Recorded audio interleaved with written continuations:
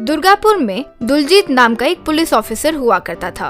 वो नया नया उस गांव के पुलिस स्टेशन में आया था।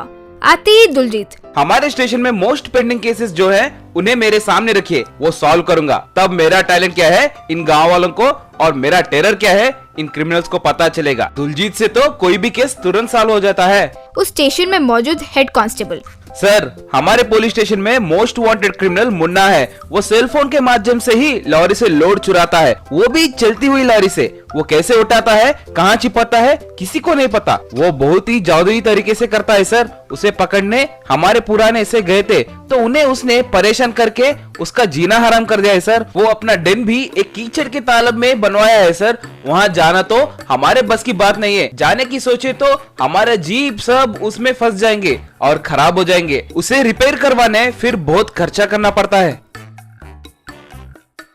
हाँ, क्या इतना बड़ा माहिर है क्या वो मुन्ना? चलो देखते हैं क्या है। उसको तो मैं यूं ही पकड़ लूंगा। देखते हैं, जीप कीज दो मुझे। कहकर हेड कांस्टेबल्स के पास जीप कीज लेकर निकल गया। वो जब जा रहा था तो हेड कांस्टेबल, सर, हमारा मामूली जीप वहाँ नहीं जाता है सर, वापस कीचड़ में फंस जाएगा। मेरी बात मानिए सर, आपको बेवजह प्रॉब्लम्स होंगे। यूं कह रहा था तो दुलजीत ओवर कॉन्फिडेंट होकर जीप को उस कीचड़ के तालाब में चला लिया। बस फिर वो जीप कीचड़ में फंस गया। फंसी हुई जीप को निकालने की कोशिश करते हुए दुलजीत को वहाँ से गुजरा मुन्ना देखकर, सर, आप कौन हैं? यहाँ रास्ता भटक के कैसे आ गए और आकर तालाब में गिर गए? रुकिए, मैं हेल्प करता हूँ। लेकिन यहाँ क्या कर रहे हैं सर? मुन्ना नाम का एक चोर है, वो अपना डेन यही कीचड़ के तालाब के बीच में रखा है, पता चला है। मैं ये गांव में नया ऐसा ही हूँ, उसे किसी भी तरह पकड़ कर ही रहूंगा सोचकर यहाँ आया हूँ। मन में मुन्ना, ओहो, इसे मेरा चेहरा नहीं पता है शायद। इसे सबक सिखाना ही होगा। मुझे पकड़ना इससे क्या, इसके बाप दादा से भी नहीं होगा। सोचकर ऊपर से, क्या आप मुन्ना को पकड़ने आए हो? बाप रे, आप कितने महान हो सर, आप ग्रेट हो सर। अरे, आपके यूनिफॉर्म को कीचड़ लग गया, यहाँ दीजिए, मैं साफ करवा कर देता हूँ। कहकर आपके जीप को भी मैं बाहर निकलवाता हूँ सर, आप आइए। उससे कपड़े लेकर, आप कल इसी समय आइए सर, आपका जीप कीचड़ से बाहर निकाल कर अच्छे से धोकर रखवाता हूँ। कहकर उसे वहाँ से भेज दिया। अगले दिन दुलजीत वहाँ आते ही देखा कि उसके जीप के तो पहिए भी नहीं थे, सिर्फ बॉडी वहाँ पड़ी हुई थी। वहाँ एक लेटर था। वो देखकर दुलजीत पड़ा। क्यों भाई, नए पुलिस ऑफिसर, तुम मुझे पकड़ने के लिए ऐसे मुंह उठा कर आए हो? सही है, बट मैं कैसा हूँ ये जानकर आते तो और सही होता। ये मुन्ना कितना होशियार है पता है? उसे पकड़ने आए पुलिस ऑफिसर के कपड़े खुलवा कर लाए, जीप को लेकर तोड़कर फेंक दिया। वैसा है मुन्ना भाई, अब फिर से मुझे पकड़ने की कोशिश किए तो इस बार सिर्फ कपड़े खोलना ही नहीं, तुम्हारी चिमनी निकलवा दूंगा। सिर्फ जीप के पैसे ही नहीं बल्कि तुम्हें पैर के नीचे लटका दूंगा, ध्यान रहे। यूं लिखा था। वो पढ़कर दुलजीत को बहुत बेइज्जती महसूस हुई और वो स्टेशन गया। उसे देखकर हेड कांस्टेबल, सर, आप क्यों फील कर रहे हैं सर? मैंने पहले ही बताया था कि वो एक जादुई कमीना है। गाड़ी गई तो गई, अभी तो आपको छोटी सी बेइज्जती करके छोड़ दिया। उसे और गुस्सा आया तो आपके साथ बहुत बुरा करेगा। वैसे कमीने इंसान के साथ कुछ बेर ना करे तो ही सही होगा, ये मेरी सलाह है सर। दुलजीत गुस्से से लाल होकर, एक चोर को नहीं पकड़ सके तो हमारे डिपार्टमेंट का कितना बेइज्जती है। वो मुझे कुछ कर देगा सोचकर मैं उसे नहीं छोड़ूंगा। आप मेरी एक मदद कीजिए। वो हमारे जीप के पहिए निकाल कर सिर्फ बॉडी दिया ना, उसको ही बड़े बड़े जाइंट टायर जोड़कर दीजिए। बड़ा सा बिग फुट पुलिस जीप तैयार करके मैं उस गुफा में सीधे जाऊंगा, चाहे वो कितना भी कीचड़ हो। मैं उस बिग फुट जीप से मैं उस मुन्ना के डेन तक पहुंच जाऊंगा, उसे पकड़कर सलाखों के पीछे डालूंगा। दुलजीत के कहे अनुसार ही head constable big foot tyre जोड़कर पुलिस जीप को तैयार किया। उसमें बैठकर दुलजीत हेड कांस्टेबल के साथ सीधा उस कीचड़ में गया। सर, मुझे पता नहीं क्यों ऐसा लग रहा है कि हमें ये एडवेंचर करना जरूरी है क्या? ऊपर से इस बार ये बड़ा बिग फुट पुलिस जीप लेकर जा रहे हैं, शायद ये भी फंस जाए और आपके साथ मैं भी फंस जाऊंगा। मुझे डर लग रहा है सर। आप उतना फिक्र मत कीजिए हेड कांस्टेबल जी, देखिए अपना बिग फुट जीप कार अब कैसे चलती है। कहकर बिग फुट पुलिस जीप को कीचड़ में उतारते ही वो सीधा मुन्ना के डेन के पास पहुंचा।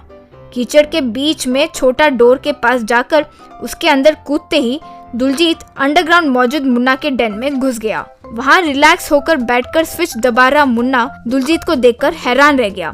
अरे अरे, क्या बात है? हार नहीं मानोगे क्या? कैसे आए यहाँ तक ऑफिसर? आए तो आए, चलो कॉफी पीकर जाओ।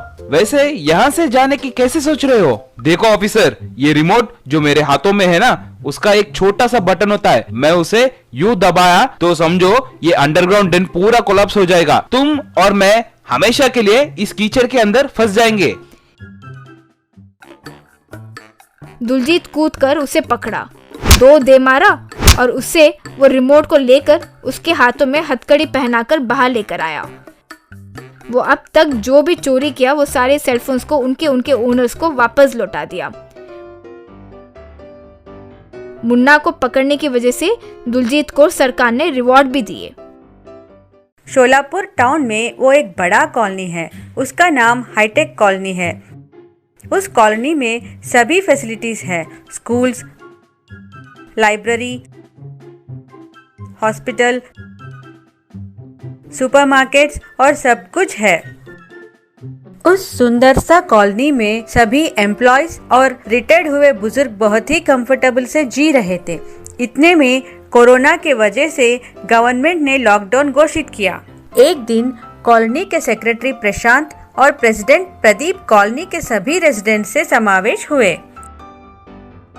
देश में कोरोना का व्याप्त को रोकने के लिए गवर्नमेंट ने लॉकडाउन घोषित किया। इसीलिए हमारे कॉलोनी से कोई भी बाहर नहीं निकले और बाहर के लोग अंदर ना आए। हमारा लक्ष्य है कि सभी सदुपाय हमारे कॉलोनी में है। हमें बाहर जाने की अवसर नहीं है। रूल हम सब निभाएंगे। हमारे कॉलोनी के लोगों को हम कोरोना से बचाएंगे। हम सब मास्क पहनेंगे और सैनिटाइजर भी यूज करेंगे, कहकर वहाँ से चले गए। तब से सब लोग मास्क पहन के घरों में ही रह रहे हैं।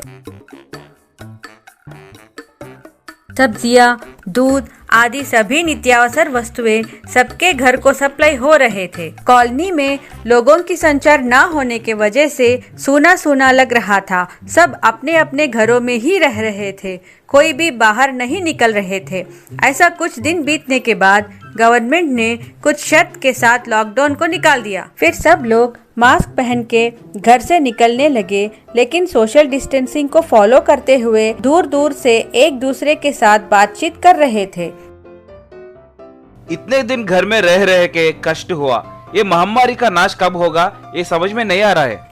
ये सुन के प्रशांत ने कहा, हाँ आपने सच कहा। घर में रह के डिप्रेशन आने जैसा है। सभी फैसिलिटीज रहने के बावजूद हमको पिक्चर देखने की कमी है। अब गवर्नमेंट ने थिएटर को भी बंद कर दिया। अब हम पिक्चर कैसे देख सकते हैं? अगर हम पिक्चर देखेंगे तो हमारा डिप्रेशन कम हो जाएगा। हाँ, मुझे एक उपाय सूझ रहा है। अगर आप सबको पसंद आए तो उसे अमल करेंगे। तब प्रदीप ये सुन के, पहले वो उपाय क्या है बताइए। इसमें कहने की क्या बात है? अगर हम हमारे कॉलोनी में एक थिएटर बनाएंगे तो हमको कहीं भी कॉलोनी से बाहर जाने की जरूरत नहीं पड़ेगी। कैसा है मेरा प्लान? आपका प्लान बहुत अच्छा है। हम ही अपने कॉलोनी वालों के लिए एक थिएटर बनवाएंगे, लेकिन थिएटर बनाने के लिए जगह कहाँ पर है? ये सुन के प्रशांत ने कहा, हमारे कॉलोनी में ही एक जगह ढूंढेंगे। कह के प्रशांत और उसके दोस्त मिलके जगह ढूंढते हुए पूरा कॉलोनी घूमे, परंतु कहीं भी जगह नहीं मिला। सब मिलके प्रदीप के पास आकर, हमने कॉलोनी में जगह के लिए ढूंढा, लेकिन हमें कहीं भी जगह नहीं मिला। सभी बच्चे और बूढ़े सिनेमा न देखने की वजह से बहुत बोर हो रहे हैं। अब हम क्या करें? मेरे दिमाग में एक आइडिया है। बोलिए, वो आइडिया क्या है?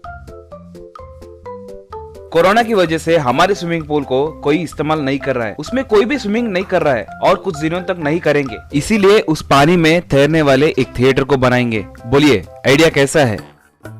आपका आइडिया बहुत अच्छा है। कल ही हम काम शुरू करेंगे। कल आप सब स्विमिंग पूल के पास आ जाइए।